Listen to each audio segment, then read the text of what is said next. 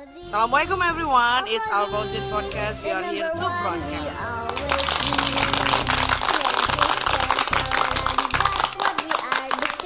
Selamat datang. Assalamualaikum warahmatullahi wabarakatuh. Waalaikumsalam warahmatullahi wabarakatuh. Pemirsa yang budiman, alhamdulillah hari ini kita kedatangan tamu dari salah satu guru terbaik yang dimiliki oleh SD Islam Al Fauzin, yaitu Mr. Apri. Alhamdulillah. Apa kabarnya Mr. Apri? Alhamdulillah baik Mr. Aep. Alhamdulillah. Ini Ya, udah pernah selesai. sedikit batuk aja Oh tadi. batuk. Mudah-mudahan cepat sembuh. Betul. Sudah selesai mengajar di kelas Alhamdulillah selesai dengan baik. dengan baik ya. Alhamdulillah. Setelah selesai rutinitas mengajar bersama anak-anak, sekarang disibukkan dengan bintang tamu di sini, Wah, yaitu untuk Saya sih sharing senang, session. senang aja ya. Alhamdulillah. Terima kasih sudah berkenan untuk hadir di podcast kami. Alhamdulillah. Alhamdulillah. Nah, karena Mr. Apis sebagai guru dan mengajar kepada anak-anak, tentunya bukan hanya sekedar mengajar ya. Betul. Tentunya guru juga harus dipersiapkan bagaimana untuk menjadi guru terbaik, salah satunya dengan literasi membaca. Betul tidak? Mr. Betul, betul. Itu sangat betul. Iya. Jadi 50% mengajar, 50% belajar. Belajar. Mr. Apri terakhir ini sudah membaca buku apa? Buku yang terakhir saya baca Iya, gitu ya. betul. Jadi buku yang saya terakhir baca nih sebenarnya sih nggak kemarin ya, mungkin minggu-minggu kemarin saya sempat baca buku yang namanya Filosofi Teras. Filosofi Teras. Filosofi Teras itu karangan Henry Manaviring. Nah, jadi Filosofi Teras itu isi bukunya ngebahas tentang ajaran filsafat Stoa. Filsafat Stoa. Stoa. Saya baru dengar. Filsafat Stoa. Kayak seperti bahasa-bahasa di Yunani kuno seperti itu. Jadi mungkin namanya stoicisme ya. Stoicisme. Tapi lebih dikenal dengan namanya filsafat Stoa. Filsafat Stoa itu diciptakan oleh Zeno. Zeno emang dari zaman Yunani kuno. Jadi Stoa itu tempat Zeno mengajarkan stoicisme atau filsafat Stoa tersebut, maka disebut sekarang namanya filsafat Stoa. Oh, jadi Stoa ini tempat mengajarnya atau lembaganya Zeno ini mengajarkan filsafat. Seperti itu. Betul. Oh. Apa sih yang menarik dari buku filsafat Stoa ini? Jadi sebenarnya bukan buku filsafat Stoa ya, tapi buku Filosofi Teras tersebut emang isinya tentang, kalau menurut saya pribadi sih tentang filsafat Stoa gitu ya. Mungkin bertujuan untuk pembaca agar berdamai dengan emosi-emosi negatifnya, hidup tentram tanpa pemikiran-pemikiran negatif. Oh, Gitu. jadi filosofi Stoa ini mengganjarkan bagaimana cara kita mengatur hidup dengan emosi. Betul. Betul. Oh, jadi menariknya di situ. Menarik juga tuh. Emang dia ada 12 bab ya. Cuman yang saya tandai itu ada 4 bab. Pertama itu tentang bagaimana menjadi orang tua. Terus memperkuat mental, menghadapi musibah dan tantangan kematian gitu. Oh, jadi ini luar biasa bagaimana buku ini mengajarkan tentang salah satunya 4 bab itu. Sebenarnya ada 12 bab, Oh, 12 bab. Cuman yang saya ingat dan saya tanda itu 4 itu sih. Yang menurut saya lebih menarik buat saya pribadi gitu. Yang paling menarik di antara itu apa? Bab apa? Lebih ke jadi memperkuat mental. Itu 4 tadi, memperkuat mental, menjadi orang tua, menghadapi musibah dan kematian. Emang itu sangat menarik buat saya. Pertama, bagaimana mental saya harus kuat untuk menjadi orang tua. Saya anak 2 dengan anak 2 anak pertama 2 tahun, anak kedua 7 bulan sekarang. Jadi perbedaan umurnya dekat sekali malah ya. Dengan saya sebagai tulang punggung tunggal ya, kalau saya buat tulang punggung tunggal, dan bagaimana tiap pulang kerja malam, pagi itu kita bertukaran dengan istri. yang satu nangis ya itu nangis lagi Oh. gitu. Itu jadi orang tua emang mental banget ya, nggak Betul, hanya membutuhkan uang saja, tapi mental juga harus kuat. Betul. Ternyata menjadi orang tua tidak segampang apa yang kita lihat. Nah, Ternyata butuh mempersiapkan mental untuk menjadi orang tua. betul. Makanya saya suka bingung dengan anak muda yang sekarang yang katanya pengen cepat nikah. Kalian belum merasakan saja. Nah, gitu. Iya, tapi tentunya juga kita harus motivasi Iya. anak-anak muda yang mau menyegerakan nikah. Tentunya bukan hanya sekedar menikah, Betul. harus mempersiapkan mental. Salah satunya tadi di buku Filsafat Stoa ini. Jadi di buku Filsafat Stoa ini yang tadi Mr. Afri sampaikan tentang bagaimana bisa mempersiapkan mental Betul. dalam kehidupan. Kenapa? Karena yang saya lihat tentunya mental ini yang tidak banyak dimiliki oleh kita semua masyarakat. Terkadang mental kita ya mungkin lemah ya dalam menghadapi kehidupan ini. Jadi kalau dari inti filsafat Stoa ini tentang menguji mental mungkin dalam kehidupan, apa sih yang paling penting dari filsafat Stoa itu untuk khususnya tentang bab mental itu? Harus bagaimana kita itu? Oke, kalau saya sih lebih pada kehidupan pribadi aja ya, apa yang saya alami juga gitu kan. Tentunya kita bisa share kepada teman-temannya untuk mempersiapkan mental nih. Oke, di dalam filsafat tersebut kan harus berdamai dengan keadaan. Nah, kalau ini filsafat Stoa kan muncul dari barat ya. Iya. Jadi filsafat kan nggak hanya ada di barat, tapi di timur juga ada. Saya mengutip perkataan Imam Ghazali, bagaimana beliau menerangkan jangan pernah memerangi keadaan kita sekarang, belum tentu keadaan sekarang adalah musuh kita. Nah, kalau kata Jalaluddin Rumi, setiap takdir yang Allah ciptakan, insya Allah bisa dirubah atas kekuatan doa hambanya. Nah, Luar biasa. kan Allah tidak mengubah keadaan satu kaum jika kaum tersebut tidak berusaha untuk mengubahnya. Nah, jadi saya berpikir mungkin kita fokus mental kita di situ. Maksudnya setiap permasalahan, musibah yang kita alami, saya selalu pikir, wah ini mungkin perbuatan dosa saya nih. Nah, saya yakin itu perbuatan dosa saya. Dan di filsafat juga itu diajarkan bagaimana namanya hablum minallah dan hablum minannas. Ini bahasa saya aja ya. Karena di barat kan Tuhannya beda dengan di timur gitu. Jadi hablum minallah ada minnas, hubungan manusia tidak hanya kepada Allah tapi kepada sama manusia juga. Nah, saya sih berpikir mental kita itu sekarang misalkan karena musibah, kebakaran apa dan sebagainya, mungkin lebih kepada flashback lagi apa selama ini yang kita lakukan, rezekinya halal atau tidak dan sebagainya gitu. Terus selama menjadi orang tua, menikah, nah apa yang saya telah lakukan, apa kalau jadi suami yang baik atau tidak. Jujur saya sampai hari ini setiap malam minggu sama istri saya kalau nggak jalan sebelum punya anak tuh jalan biasanya, tapi setelah punya anak jarang jalan, kita di rumah kita selalu berdiskusi gitu, kita udah menjadi orang tua baik belum, apa yang kita lakukan selama minggu ini, karena saya udah komitmen sama istri, kita sama-sama mengingatkan gitu. Jadi saya juga bukan orang baik dan bukan orang pinter ya, mungkin lebih pinternya istri saya kali, karena yang lebih mengajak mengingatkan istri saya sebetulnya. Jadi mental saya ini kuat karena ada orang yang tepat di samping saya. Oh, luar biasa. Tentunya tentang masalah mental bukan hanya sekedar kita membaca buku ya. Tentunya harus ada lingkungan. Betul. Ya, yang menguatkan. Ya. Ini salah satu jalan terbaik ketika kita mau melakukan perbaikan mental.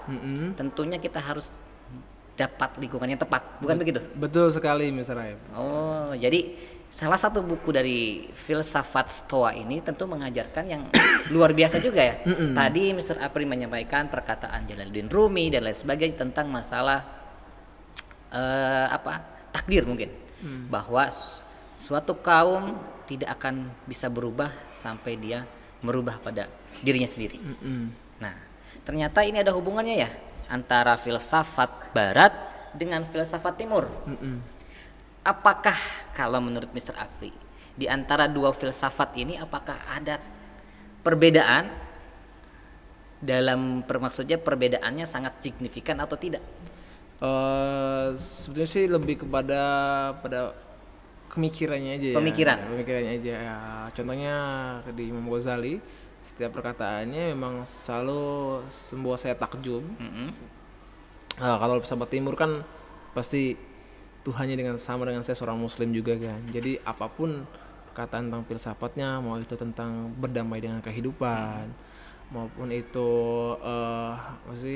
menyikapi takdir, ujung-ujungnya ya tentang iman juga kan. Sedangkan kalau barat ya dia berpikir bagaimana berdamai dengan Tuhan itu kenapa nih. Jadi dia tidak ada namanya harapan kepada Tuhan.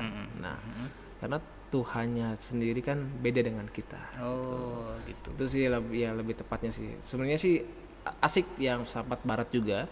Cuman mungkin kalau kita ya kurang kuat mungkin iman, terus tidak dibekali dengan ilmu-ilmu yang tepat juga. Makanya banyak orang yang berpikir filsafat tuh hal yang mengerikan. Sebenarnya enggak juga ya kalau kitanya dibekali dengan ilmu yang baik untuk mempelajarinya gitu. Ya, bagus. Tadi Mr. Afir menyampaikan tentang berdamai dengan takdir atau berdamai dengan kehidupan, dengan keadaan. Nah, yang belum saya pahami itu bagaimana sih berdamai dengan kehidupan?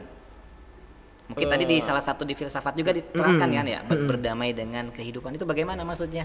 Jadi saya tidak selalu menyalahkan setiap musibah atau apa yang saya alami itu hal-hal negatif yang saya alami kepada orang lain ataupun kepada Tuhan saya gitu, Allah Subhanahu Wa Taala. Saya selalu pikir ini mungkin salah saya gitu. Saya sendiri. Contohnya kemarin, jujur saya pernah ditawari jadi salah satu staf ahli DPR RI di waktu itu zaman jahiliyah lah mungkin zaman jahiliyah saya. Cuman karena saya waktu itu mungkin sebagai junior juga kan, dan banyak senior saya yang lebih tepat banget, senior saya yang jadi gitu kan. Saya menyadari ya udah berdamai aja. Rasa sirik, iri itu ada, manusia, penyakit hati. Tapi saya mencoba untuk berdamai dengan keadaan saya. Saya hanya menyadari keadaan saya itu junior, ada senior saya yang lebih membutuhkan. Mereka yang udah punya istri, anak, tanggungan yang lebih membutuhkan. Waktu saya masih bujangan, belum punya tanggungan banyak. Jadi saya berdamai dengan keadaan saya. Saya mengerti gitu, mereka lebih membutuhkan dibanding saya.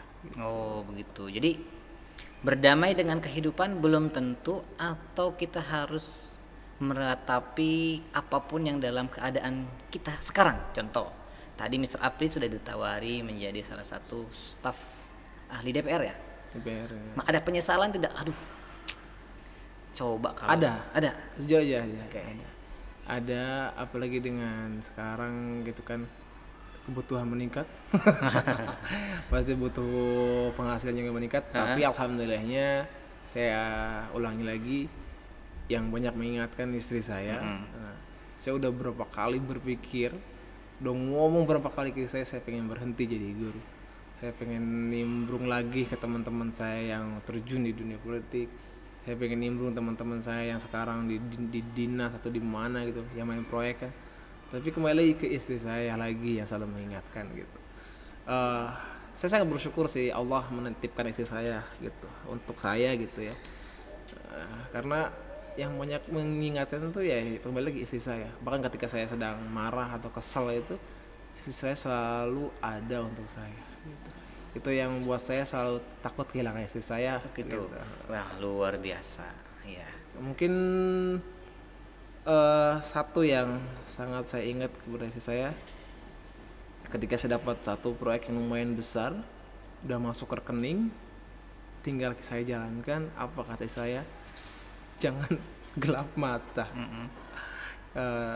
Karena dia bilang aku nggak pernah minta apapun ke kamu, jadi gak usah kaya dengan cara yang salah. Akhirnya saya bagikan kembali proyek tersebut gitu. Mungkin kalau misalkan gak ada istri saya bisa aja udah kebeli mobil kemarin. Cuman kembali lagi Allah Subhanahu Wa Taala yang mengatur semuanya. Ya, luar biasa. Berarti tadi dengan bagaimana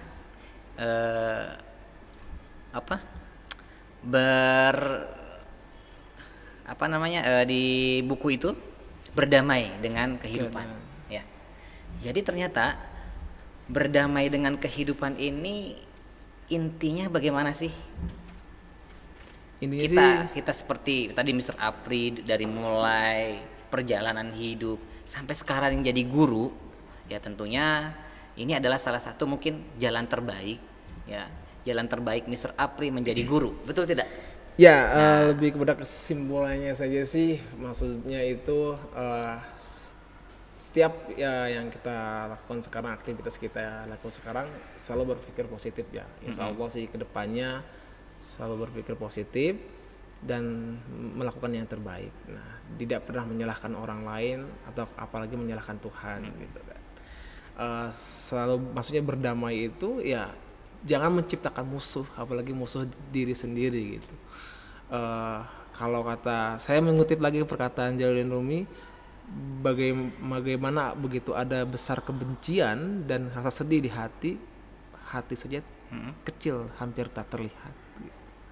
Jadi bagaimana ada kesedihan, kebencian begitu besar di hati kita, toh hati aja kecil nggak terlihat gitu. Jadi hilangkanlah kebencian, iri, dengki. Doa saya yang paling saya sering sebutkan setelah sholat, ya Allah hilangkanlah segala penyakit hati yang hamba miliki. Oke, luar biasa. Ternyata dari pemaparan yang tadi kesimpulannya bagaimana, intinya ada di hati. Jadi berdamai dengan kehidupan tentunya semuanya ada di hati. Betul tidak? Sekali. Menghilangkan rasa dengki, menghilangkan rasa gelisah, menghilangkan bagaimana mengendalikan emosi, tentunya semuanya dari hati, betul? Betul. Luar biasa.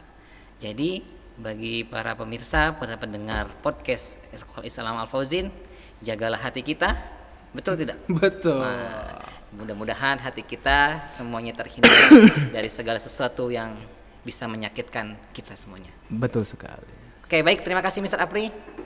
Mungkin lain waktu bisa kita ngobrol kembali untuk lebih mendalam bagaimana buku berikutnya. Baik. Saya ucapkan terima kasih Mr. Apri atas kesempatan bisa hadir di podcastnya Sekolah Islam Al-Fauzin. Ada yang mau disampaikan terakhir kepada pemirsa? Apa ya? Kayaknya tidak ada, cukup ikhtiar maksimal saja, serahkan kepada Allah hasilnya. Oke, bagus ya. Terima kasih Mr. Apri. Mudah-mudahan kita bisa jumpa lagi di episode berikutnya. Saya sampaikan terima kasih kepada para pemirsa dan pendengar seluruh podcast SD Islam Al-Fauzin. Saya ucapkan terima kasih. Assalamualaikum warahmatullahi wabarakatuh. Waalaikumsalam warahmatullahi wabarakatuh. Terima kasih Mr. Apri. Number one, we always